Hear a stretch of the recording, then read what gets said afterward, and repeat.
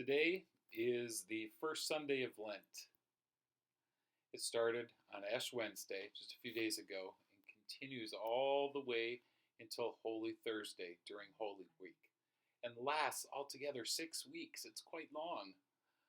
Well, yeah, it is long. It's because we want to take that time to improve our relationship with God as well as our relationship with others. So we need that time to work through all of that and to grow. In today's reading, explain how our ancestors, way back, how sin initially started with them. You know the story. It's a good story of how the serpent in the Garden of Eden tempted Eve into eating the apple, the forbidden fruit, and then she gave it to Adam, and then sin was born, of which the consequence is death. And what's interesting is that the gospel today talks about how the devil tempted Jesus, yet Jesus resisted and did not give in to that temptation. So I think the goal of Lent is for us to learn to resist temptation, and not just during Lent, but during all times, to not give in to it.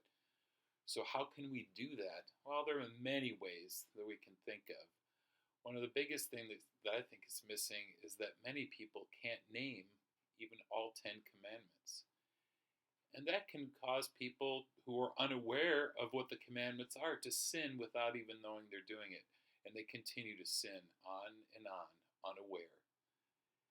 And if you don't know them well and you sin causes chaos. And it may not happen right away, no, but eventually that sin builds up and it just makes your life worse and worse and worse. So we need to avoid that sin and not be tempted. And we do that by knowledge and by being aware. And I think it's important that we know and understand the 10 Commandments. And thank God when I was growing up, I went to St. Rita's Catholic School for the Deaf. They taught us and made us memorize all of the 10 Commandments. And not just the commandments, but all the points that go with the commandments. For example, the commandment that says, "Thou shalt not worship false idols or have other gods before me," it means to not look and go astray, getting involved with other things and ignoring God. It means not getting addicted to alcohol and drugs and making that your God instead of God. There are lots of other examples. So we know that many things that out there we have to try and resist, and we get tempted. And knowledge helps us do that. Just like if we don't want to become sick, what do? We don't want to be around people that are sick. We wear masks, we wash our hands, that helps. If we don't do those things, then we're going to get sick.